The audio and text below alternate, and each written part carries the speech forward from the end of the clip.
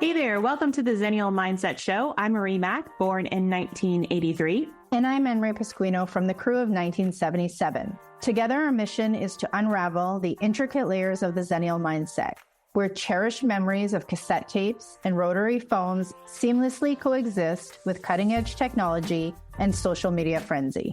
We'll also have some awesome guest Xennials dropping by, bringing their own stories and insights to the table. So, whether you're a fellow Xennial craving a trip down memory lane, or just curious to know what the Xennial mindset is all about, stick around. The Xennial Mindset Show is your backstage pass to our world where nostalgia meets innovation. Let's get started.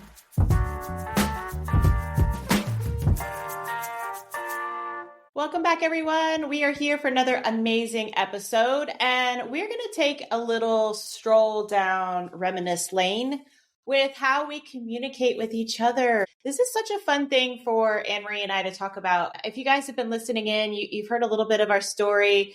We've been working together online for, 5-ish years. We are in 2 different countries. We talk to each other almost every single day. And only last week did we get to meet in person. And it's just a fascinating place to live in with how all the communications when we were little, how that was, and then how it is now. So we're going to talk about it a little bit today. This is definitely a conversation topic I'm sure anyone listening has some opinions on. So reminisce with us, think about the old days, and then think about how things have changed. So Anne-Marie, I'm just going to open up the conversation here on how things used to be. I mean, I remember this, especially with the phones. I'm just thinking about the phone lines and how they had like cords and like you would wrap your finger or in the cord forever as you were like trying to discuss something. I had this like flashback moment. I was watching a movie with my kids recently, and there was this thing where this guy was like walking around the kitchen, moving the cord in and around everything. And my kids were like, this is the dumbest thing I've ever seen. I was like, this is our everyday. So I know you have ideas and stories about this, but just tell me a little bit about communication back when you were younger.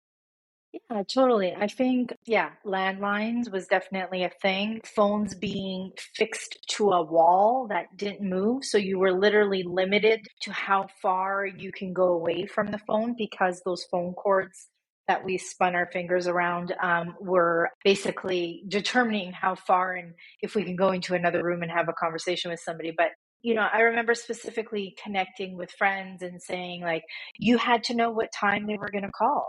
You had to know like what phone you were going to answer. So it wasn't as easy as it was today. Whereas like today you can be on your phone, you can send like a text message, you can answer a call, you can send like a WhatsApp. Like there's so many ways to connect with people today. Whereas in the past, it was more about, okay, either I'm going to call you, right? So be home at this time on this day because I'm going to call you. I'm going to write you a letter, right? And I'm going to mail it to you. And that was really how you communicated with like people, right? And your friends specifically. So it's very interesting because I think that, if you and I had to connect that, we probably wouldn't be as close as we are today, right? Because of all the technology.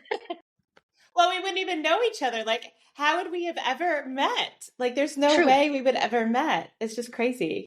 So true. And I think that we built that friendship over time. So as Marie said, we met last week, but the minute we connected, we felt like we've known each other for like 30 years, all of our lives, right? Just because of that ease of connecting and talking and communicating. So I think for, if I think back to my childhood, phones, handwritten letters. Do you remember chain letters? And do you remember like pen pals? Yes. Like yes. you'd have like a pen pal somewhere else in the world and, you would wait to get that letter from like a pen pal. And people listening to this must be Googling, what is a pen pal, right? But it's basically... I think super fans know what pen pals are. They definitely had pen pals. And I think it's interesting, like with the handwritten notes. I mean, we've homeschooled our kids and we focused, especially in their elementary years, on handwriting in general and making sure it was legible. But I have, in the current state of a digital world that the kids are growing up in now, I think Gen A, I don't even know if we're to the next generation yet, but like the kids that are still in elementary school, middle school, high school, or whichever grade you guys talk about in Canada.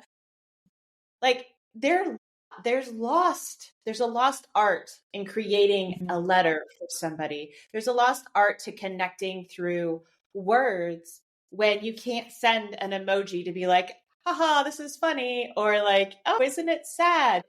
You can't connect with emojis when you're doing a handwritten letter. And there's definitely, I'd be interested to see if people are still doing the pen pals out there. I know when my kids were homeschooling, maybe 5 years ago, we had a couple kids that were in different areas of the country. And they would do pen pal stuff, which is fun. And it's almost like you have to initiate it intentionally now. You have to sit down, and even we had an episode back a couple episodes before about Christmas cards. Even now, like, people are just doing a digital Christmas card, right? Like, put on 17 pictures, write out what the kids are doing and how the dog is and where you were traveling that year. But I don't see a lot of people actually handwriting letters or Christmas cards or anything. My grandmother is the only one that I know of that's doing that, and she's in her 80s.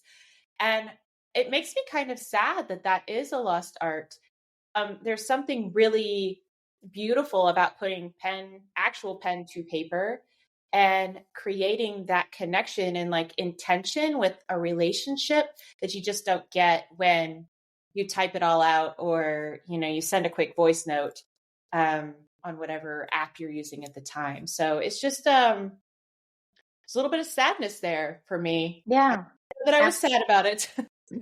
No, I agree. And I think back to some of the letters that I received from friends. Like, I moved across Canada when I was younger, and the only way for me to stay in touch with all my friends was to write letters. And we would write letters or cards, and we'd put stickers in them, and we'd put like pictures and memories and just like little trinkets, right? That kind of, it was like that personal touch, right? It was like, okay, this is, and I don't think that today there is that, right? Apart from an emoji or a bitmoji or whatever you're putting in, like funny little things like that. Yeah. I do strongly believe that we've lost that personal touch when it comes to friendships and connections that we have today. Yeah, I agree. The other thing is like, on the flip side, we have this really unique and amazing ability to make and connect with friends all over the world. Like, we are a really great example of that. And like, my daughter is so much more connected with her aunts, with her cousins, with the people that she wants to share life with, because she is on text message with them, or she'll call them and send them pictures. And my sister-in-law just gets such a kick out of getting a picture of whatever, that my 12-year-old is like, this is cool. My Aunt Jess would love to see it. There's something really beautiful about creating the ease that we're in now. And we don't do social media with our kids. Our kids are not on any social platforms as teenagers. We just feel like, no, thank you.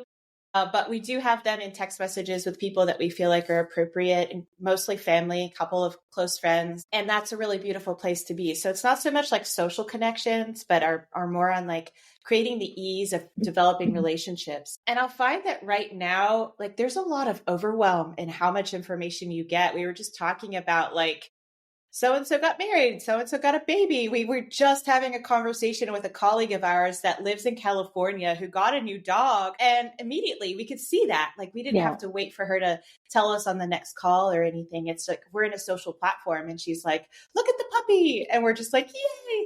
And there's something fun about celebrating that with somebody in the moment, as opposed to somebody writing you a letter and then like, I feel like we should go on a tangent right now about some mail situation, because I feel like the post office and mail was like infinitely faster than it is right now. It takes months. It takes months for things to get to us. And like, the excitement of the moment is kind of lost in that delay. Yeah. And I don't know. What are your thoughts? I agree with you. Where my mind goes as I listen to everything that you just said is, yes, it's great to celebrate things in the moment. We find out, it's fantastic. What I do find with where we are in our connections today, because of social media, because of that instant connectivity, is that people are very quick. We don't get as profound as we did when we were younger in the conversations we were having. And I think that's just because of, hey, fast, how you doing? Oh, I'm doing great. I had a good week. The weather's fantastic. Okay, done. Next. We're on to the next conversation. Right? Whereas if you think about when we grew up and we would get on a call with somebody, I could spend 3 hours on a call with somebody, right? Because that was my only means of communication. When you got to know, like when you went on your first date and you got to know like a guy, right? It's like, oh my God, I spent like 3 hours. Like that would never happen today, right? People don't spend that amount of time, but when you're talking for 3 hours, you're having meaningful conversations, you're getting to know each other, right? You're fully invested in that conversation that you're having with that person, or at the moment, the letter that you're writing to that person. So I feel like for me, yes, obviously I adapt to today's world and, connect in the ways that I need to, but I do miss, that connection. And I always tell people, and I think I mentioned this in one of the past podcasts, is I will use text message, I will use whatever you want me to use to say, hey, how's it going, quickly. But if you want to have a conversation with me, I'm old school. You got to pick up the phone and you got to like spend that time and invest that time.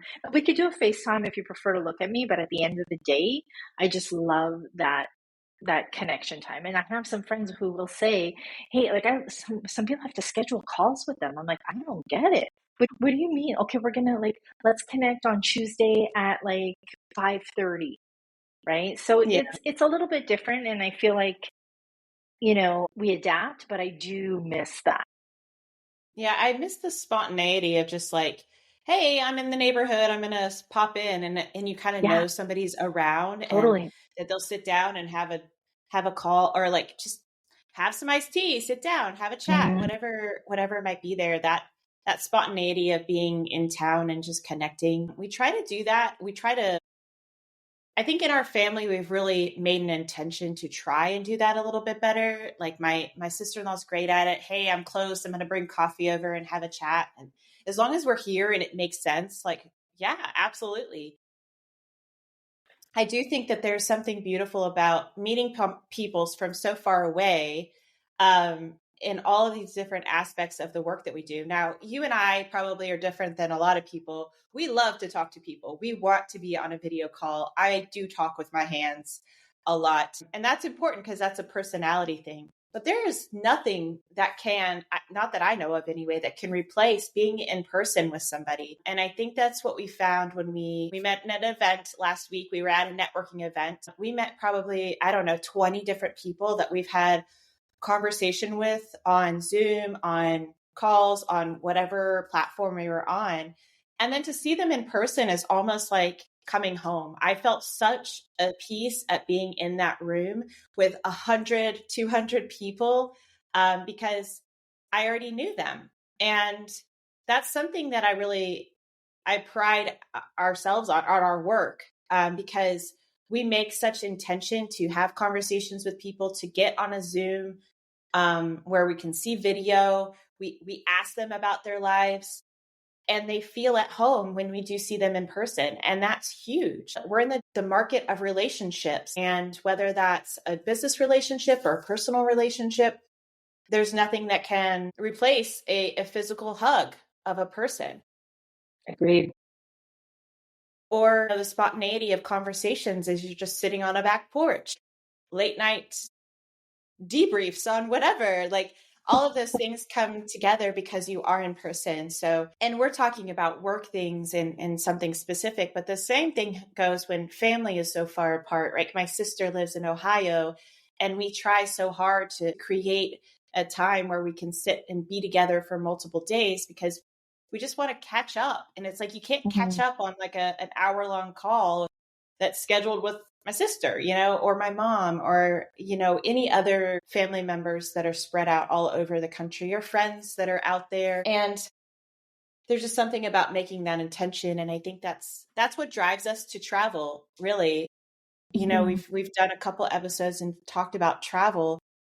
And I really find that being in that spot, you could see everything you want to see in photos online, but you cannot get a feeling or an essence of excitement unless you're in person as much as you can. What are your thoughts?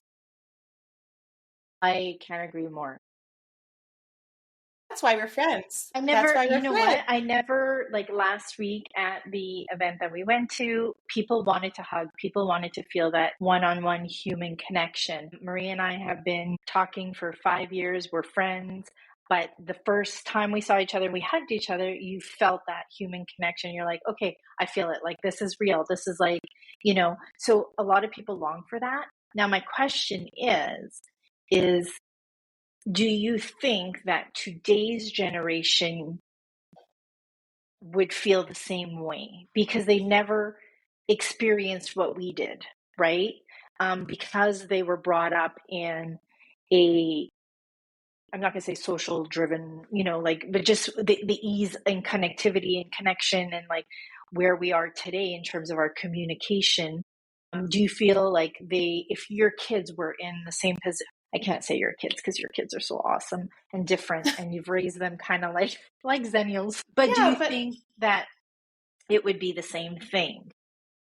well, and it's difficult. Like if we think about a generation, so my kids were 2010. So in that generation, I'm going to go with alpha because I'm terrible at this. I'm sure somebody will probably put it in the notes what I actually mean. But so they're Gen Alpha. If you think about it, they had 2 or 3 years where they're little kids and they don't really remember a lot. And they just did whatever mom was going to do or dad was going to do or family was going to do. And then, in a pivotal time of their growth, the world closed down and you couldn't touch people, and 6 feet apart was the standard. And my kids remember that. Like they were in a very pivotal age, not only like stranger danger, but like, sorry, you could get sick and die, which was what was kind of put out there in the world. So we really do. I think we have a responsibility, a Xennial generation, to showcase that there are healthy levels of touch and there are good things where you can be close to people that no matter what your thoughts are on the pandemic, that there's still a good way to interact and be respectful of other people's spaces. And like when we were there last week, all of those people also went through the pandemic, and none of them. There was a guy that I never thought would be like, we've seen him on Zoom meetings for I don't know how long, and he's like, I want to hug everybody. And you're just like, this is, it was a really fun event to have networking people who wanted to be in a friendship with other people. So even this current generation, I think we do need to continue to showcase that and realize what they have gone through that we never did, right? Like I can't imagine when they are our age, what they'll say about their pivotal growth times when they're like, yeah, the pandemic happened and everybody was really worried about what was going to happen for multiple years, taken out of schools, taken away from their friends, not sure if they could visit their grandparents. Like all of these things, I'm sure will have a very interesting and different effect on those kids where, we're worried about handwriting letters and describing what a phone cord is to our kids or the other younger generations. And they're worried about like, what if another pandemic comes around and we can't see our grandparents? That was huge for my kids. They were very sad for 2 years to not see their grandparents and to be close to them because they're such important parts of their lives. And they were still very respectful that these are elderly people and that pandemic was such a big impact for them. Yeah, that I just think it's a little bit different. We each are in a generation, and I think that we can use our experience to not only make really great connections with the people that we're with, but also see the importance of being in person and being attentive. One of the things I set an intention for this year was to be attentive to where I am in that time, as in like if we are at this meeting, I'm not also trying to answer another message or put in an order on Amazon or whatever. Like I'm here and I'm focused on this and I want to continue to do that. But that does take a lot of effort when we're pulled in so many different distraction ways of communicating. So yeah. What are your thoughts? Be in the moment, live in the moment. And I think that's the biggest difference, right? When we think about when we grew up, you were in the moment, you lived in the moment. And today there's so many distractions. Like even when you're on a Zoom call, right? Like there's still things, like I have people shoveling snow outside. I have somebody, my husband's watching a hockey game, an important hockey game. I have people cooking in the kitchen. So there's a lot of distractions, even though I'm fully devoted to this time with you. It's a very different world. I think if I could give any advice, and I always tell people, be in the moment, get off your phone, be in the moment, enjoy the time that you have. So I'm going to ask you a question. I probably know what you're going to answer, but I'm also going to encourage our listeners to post in the chat or whatever platform that they're listening to this on.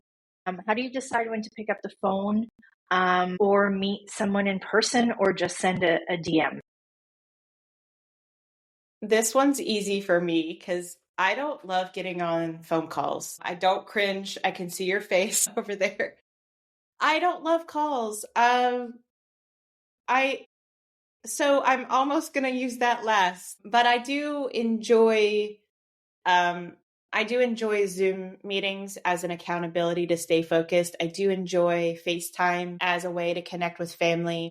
So I'm almost always going to go towards sending a DM or sending a voice message. Voice messages have been the thing that I love doing, either in text message, we could do in WhatsApp. We're on tons of different Slack channels. And most of those text or voice message places will also send a transcript. So even though it's easy for me, it's almost like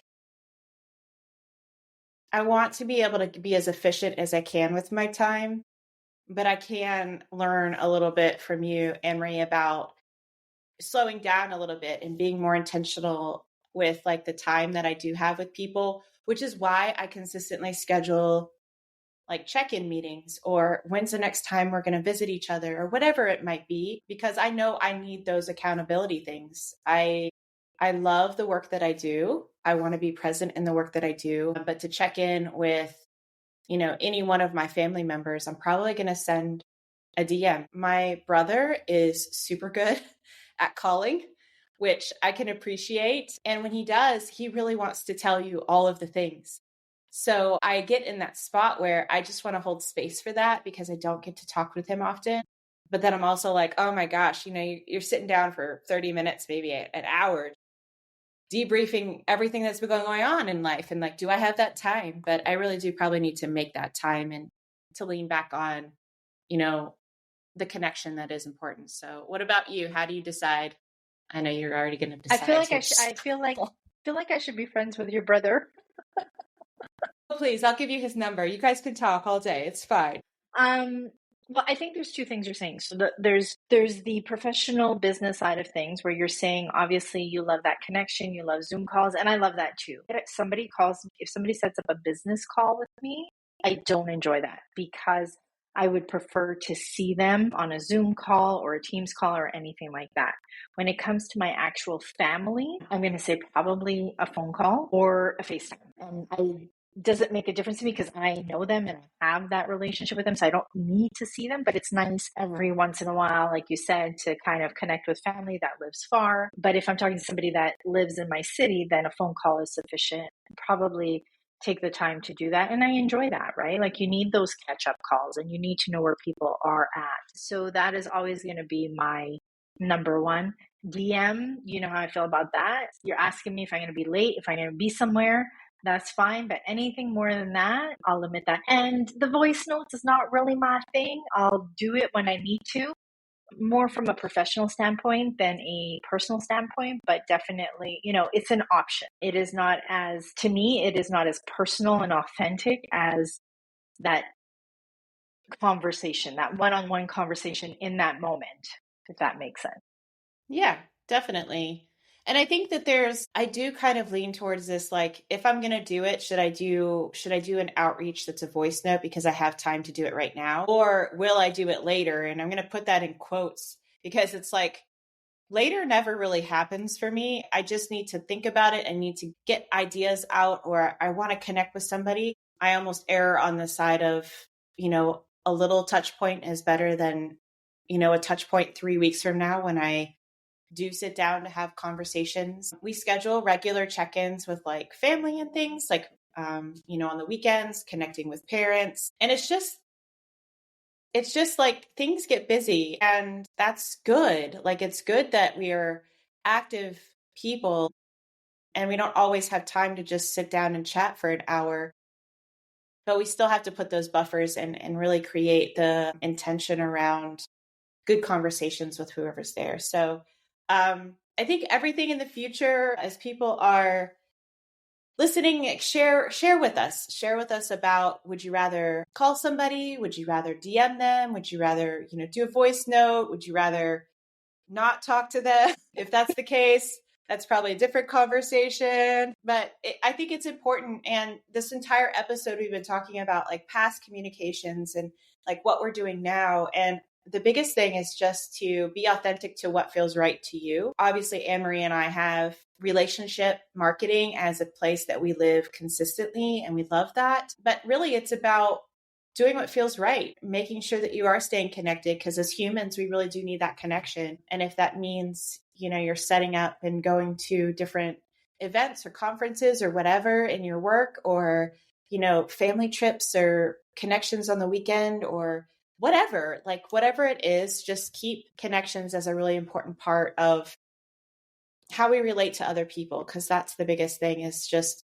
we have this really unique gift as Xennials to bring that to the next generation and to continue it for the people that are in our world. And that's not by accident. It's almost our responsibility that we need to continue to share that with others and showcase that, because some people just need time. They need time to discuss things. They need time to think through things. And then in an event space or in a one-on-one space, they need time to be close to people. And either that's sitting across a table from somebody and having a drink or coffee, or sometimes that's a hug. And that's just really important for us to continue to remember as we move into the second half of an entire decade. Like, this is crazy town for me.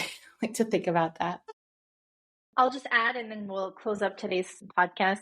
So know that, professional, personal, that communication may differ. What you do with your friends and family may differ. What you do with your professional connections. Also think about the generations, right? We talked about it in past episodes, but the way we communicate and talk and connect with our parents and our grandparents and, the boomers and all of that will be very different than the way we connect with, Gen, I think it was Alpha and whatever generations we're at today. And I'll leave one final note, and I think I said it on this call, is try as much as possible, no matter who you're connecting with, to be in the moment and live in the moment. I think that's important. And, whoever it is you're connecting with, just be present. I love that. Well, let's leave it on that, my friends, and we will see you all on the next episode. Thanks for chiming in and sharing your thoughts. We always love to hear from you. Thank you.